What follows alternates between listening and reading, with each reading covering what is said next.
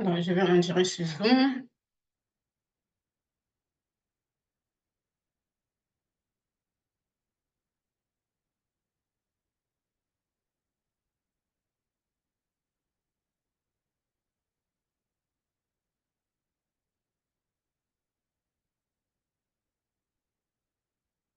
Dix clés pour se détacher émotionnellement d'un ex-partenaire.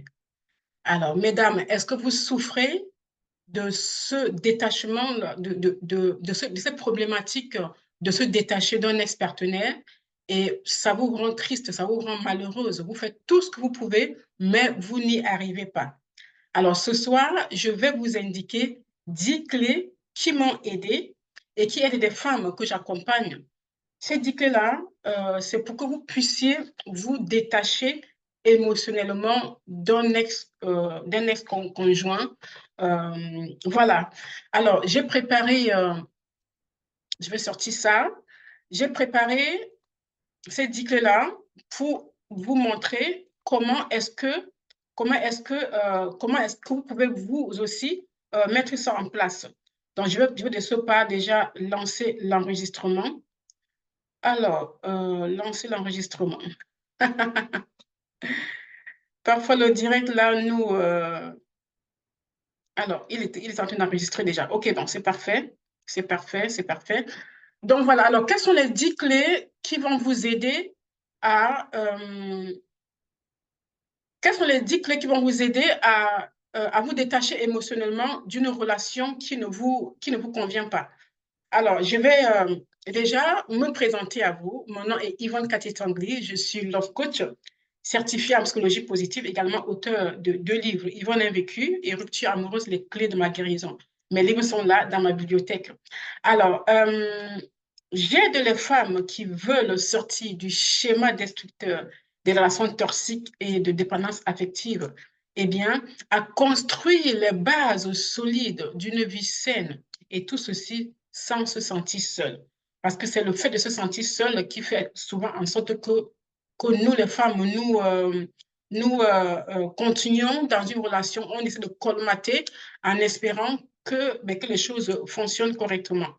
Donc voilà, euh, les 10 clés, la première clé que moi j'ai mis sur place, déjà avant de vous citer les 10 clés, je vous invite à marquer dans les commentaires si vous regardez la vidéo en direct, marquez hashtag direct. Si vous regardez plus tard, eh bien, ça me ferait plaisir de voir que vous êtes passé si vous me marquez hashtag direct. Donc, voilà. Alors, la première clé que j'ai préparée, c'est déjà accepter la rupture. Parce que quand on est attaché émotionnellement à quelqu'un avec qui on n'est plus en couple, le grand souci, c'est souvent parce que on n'accepte pas la rupture, on n'accepte pas la séparation, on n'accepte pas la fin de la relation. Nous, les femmes, nous aimons toujours, quand on est dans une relation, on aime avoir des projets, on aime se projeter nous-mêmes, même si le projet ne concerne pas le conjoint ou le compagnon, on aime se projeter à l'avenir. Et même parfois, dès les premières semaines de la rencontre, on se projette dans l'avenir.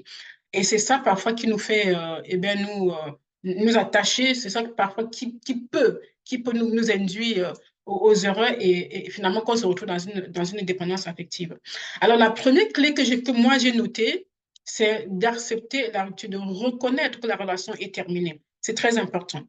Alors, j'espère que vous avez apporté, que vous avez pris vos carnets, que vous allez prendre quelques notes qui vont vous aider, pour ceux qui se sentent concernés, bien sûr.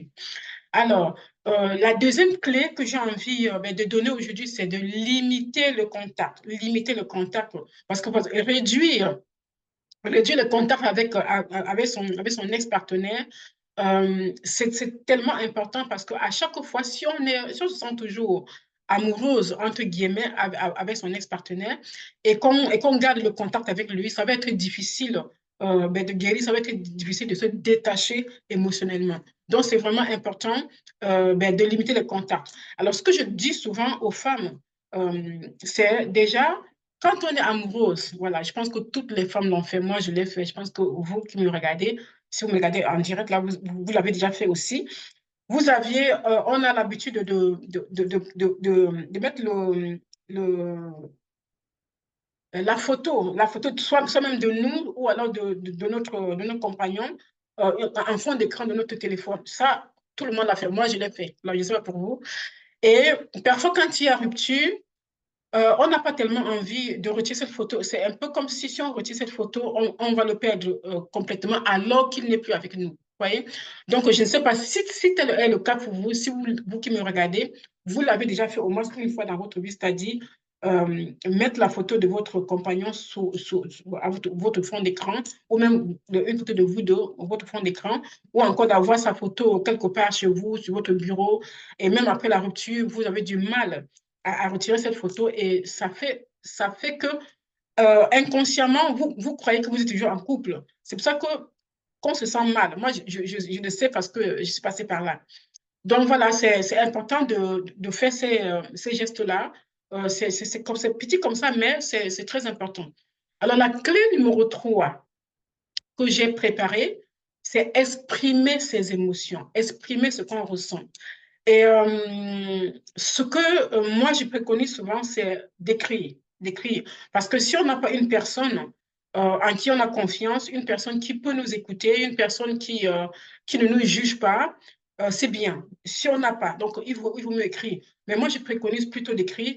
Bon, on a toute une amie ou un membre de la famille en qui on a totalement confiance, ou à qui est-ce on peut raconter nos histoires de cœur, c'est bien. Mais si cette personne ne semble pas nous comprendre, parce que c'est soit ce qui arrive, on a beau expliquer ce qu'on vit, mais la personne peut trouver que c'est un petit peu trop, voilà, qu'on est trop collé, on va dire, à cette personne, à cet homme, à cet ex-partenaire. Et du coup, son jugement peut ne pas être mauvais, mais nous, on peut le recevoir comme une attaque contre nous. Et malheureusement, parfois, ça peut créer des conflits. Donc, c'est pour ça que moi, je préconise d'écrire, écrire ou parler à un proche ou encore parler à une coach. Venez me parler, les dames, moi, je peux vous aider là-dedans. Alors, ça, c'est ma clé numéro 3. La clé numéro 4 que je préconise ici, là, c'est se recentrer sur soi. Se recentrer sur soi, bien sûr, prendre soin de soi. Parce que je ne sais pas pour vous qui me regardez, je sais que quand on vit une rupture amoureuse douloureuse, quelquefois, on s'oublie. Voilà, on n'a plus envie de faire des efforts, on n'a plus envie de prendre soin de soi. On a l'impression que notre monde s'arrête là. Voilà, il n'y a plus rien qui est important. Malheureusement, c'est pas une bonne idée. C'est pas une bonne idée. Donc, c'est important de prendre soin de soi physiquement, aussi physiquement que mentalement. Physiquement, parce que je ne sais pas si vous aimez les miroirs comme moi. Chez moi, il y a des miroirs partout. J'aime les miroirs et j'aime bien quand je passe à côté d'un miroir, quand je passe bien sûr, on va dire face à un miroir, voilà, que je voie une belle image de moi.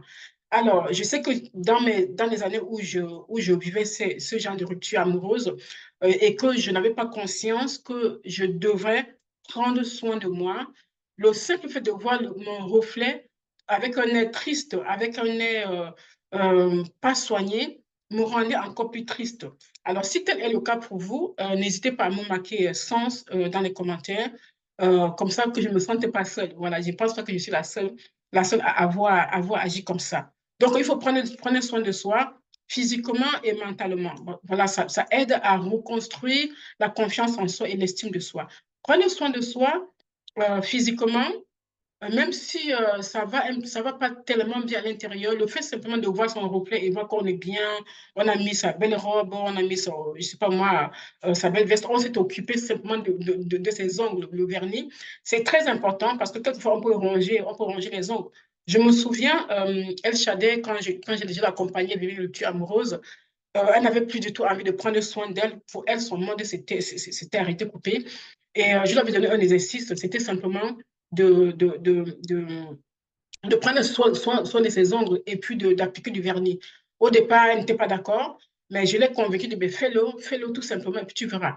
Elle m'a fait, elle a exécuté, elle a fait son devoir dans la semaine et sans même attendre le prochain coaching, la prochaine séance, elle m'a envoyé un message pour me remercier que rien que le fait de le faire, d'appliquer son vernis, de prendre soin de ses ongles et tout, de faire une manicure, une pédicure, ça l'a rendue un peu plus joyeuse. Donc, ça lui a permis de prendre un petit peu confiance en elle. Et ça m'avait fait plaisir qu'elle me dise cela.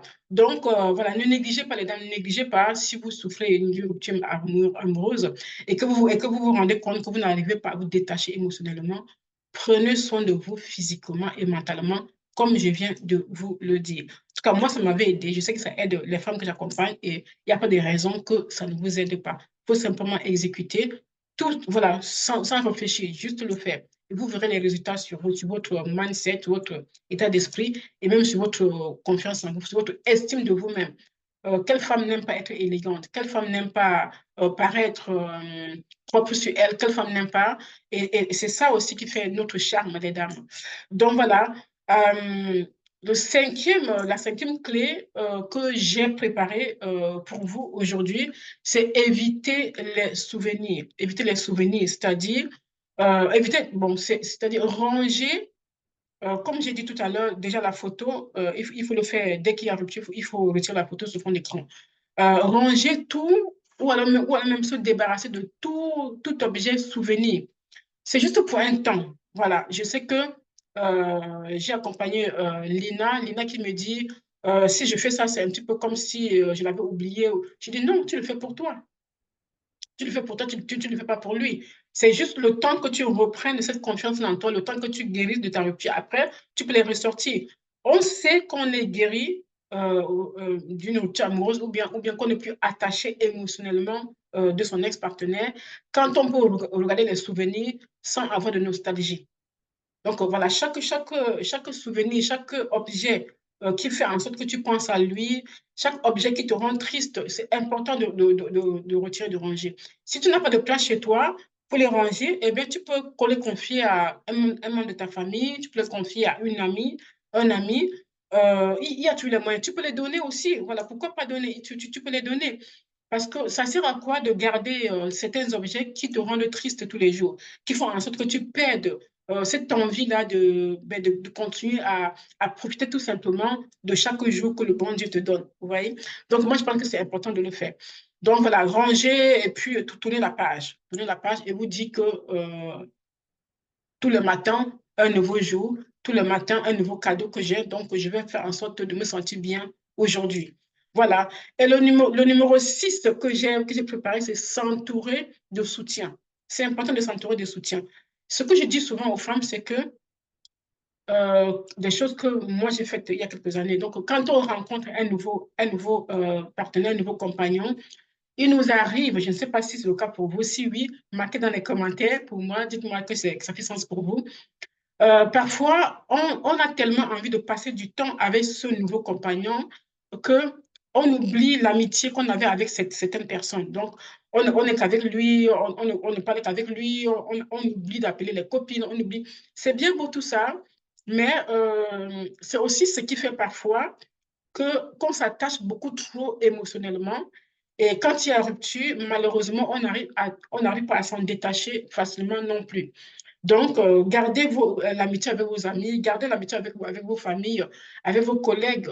Ne soyez pas tout le temps focus que sur votre partenaire. C'est ça qui crée aussi cette difficulté de se détacher émotionnellement de votre ex-partenaire.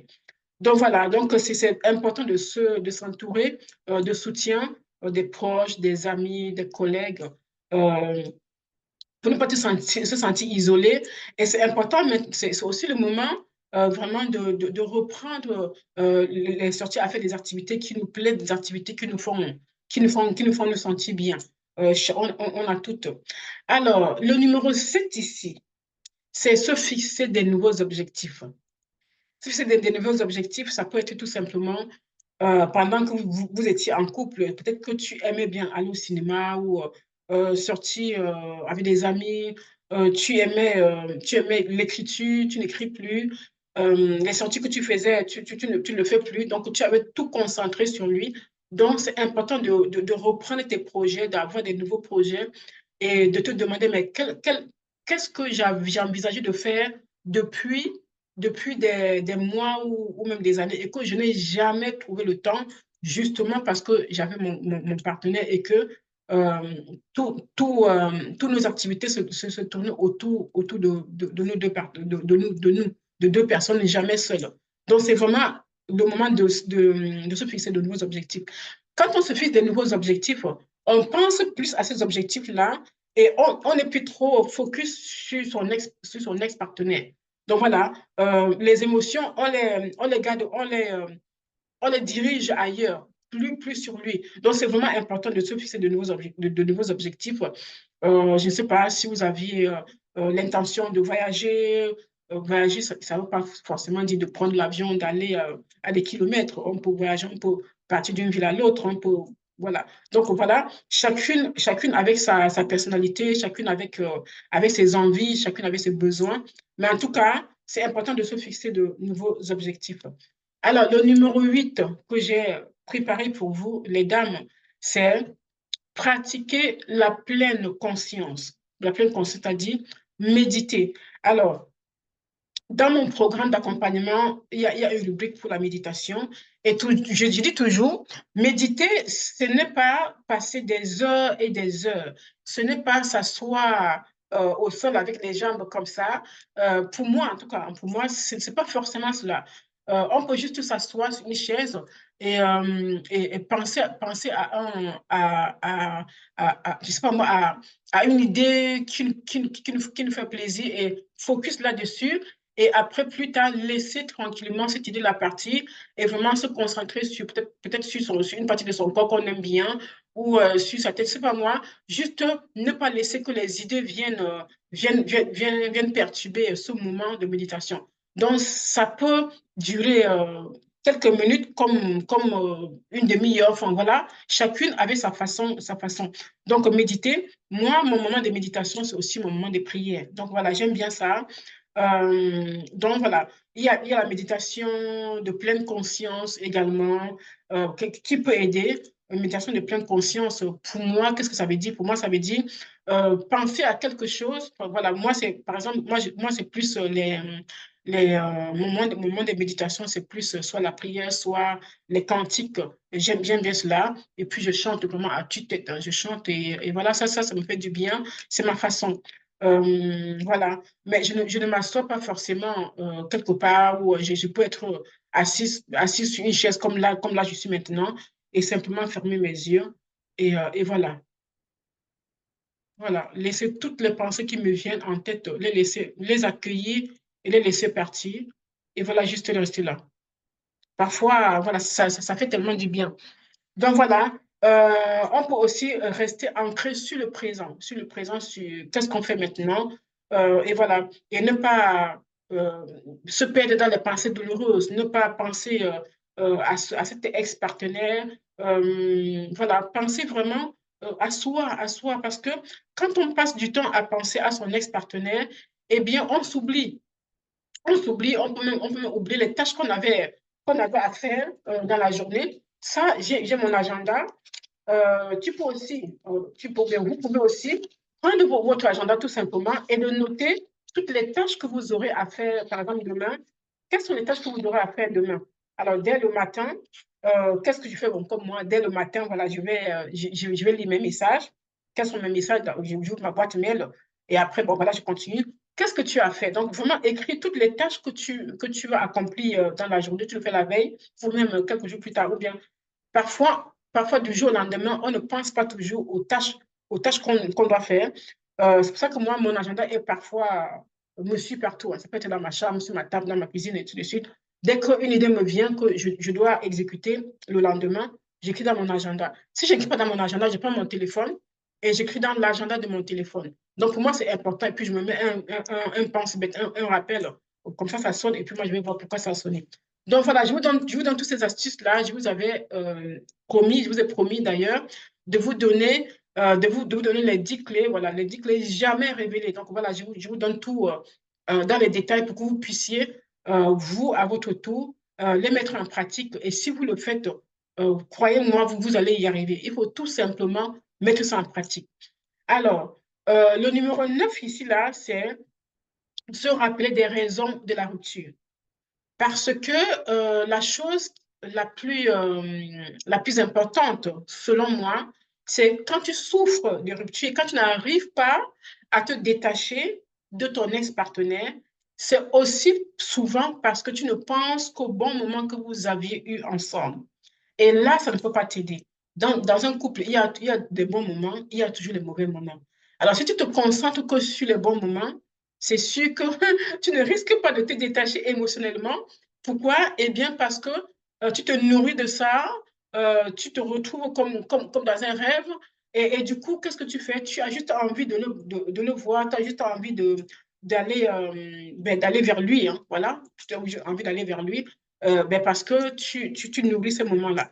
Alors, si ce que je partage avec vous aujourd'hui, mesdames, si ça fait sens pour vous, s'il vous plaît, marquez hashtag sens ou bien mettez-moi tout simplement des cœurs. Si ici il y a un passage qui vous parle, mettez-moi juste des cœurs, des emojis.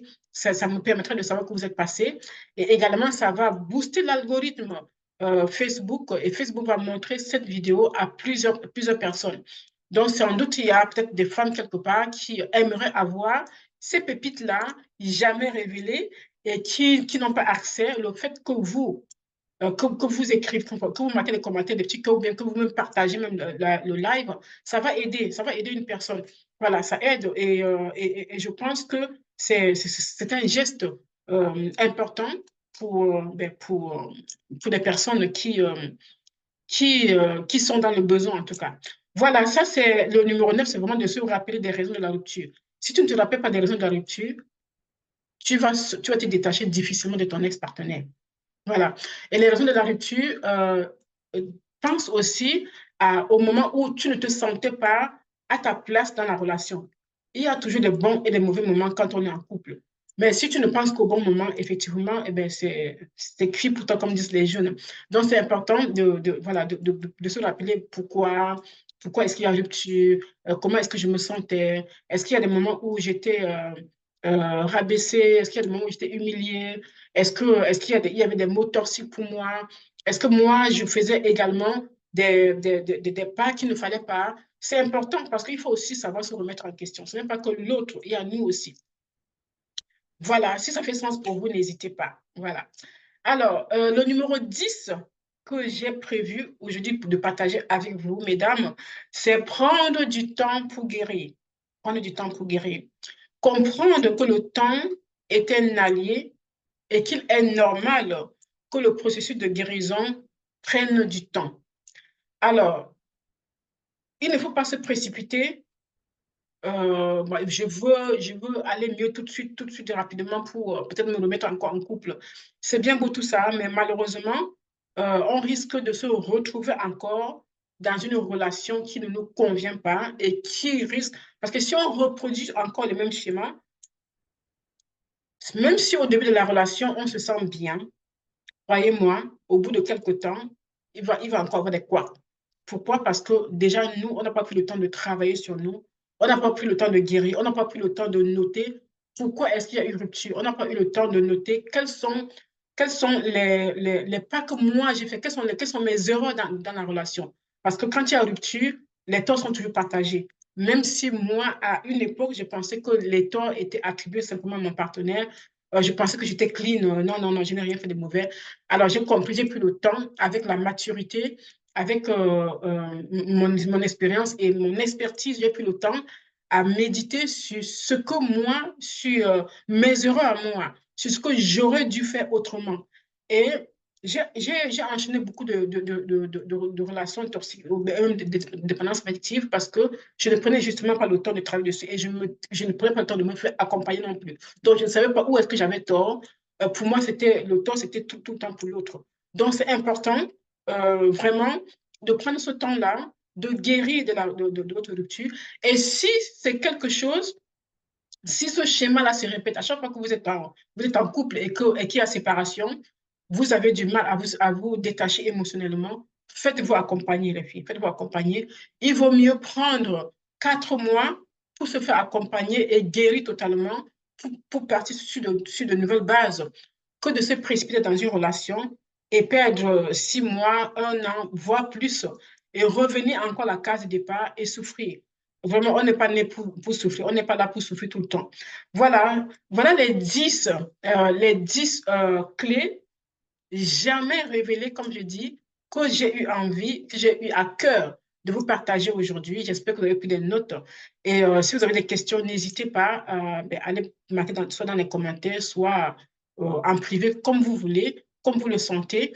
Et je profite de ces formations gratuites pour vous parler également de mon club privé.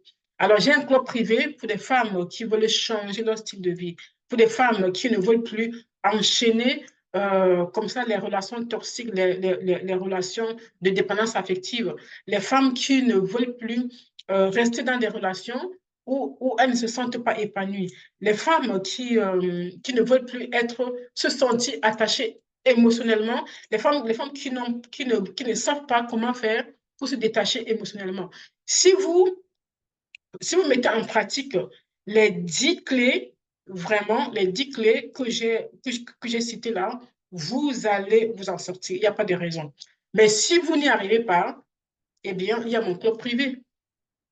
Vous pouvez toujours vous inscrire à mon club privé pour qu'il puisse vous aider pas à pas à sortir de cette emprise-là, j'ai envie de dire, cette emprise-là qui vous empêche de vous épanouir.